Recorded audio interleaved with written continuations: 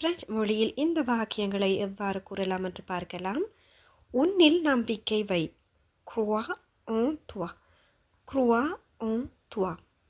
ஒருபோதும் கைவிடாதே. n'abandonne jamais. n'abandonne jamais. கடினமாக உழை. travaille dur. travaille dur.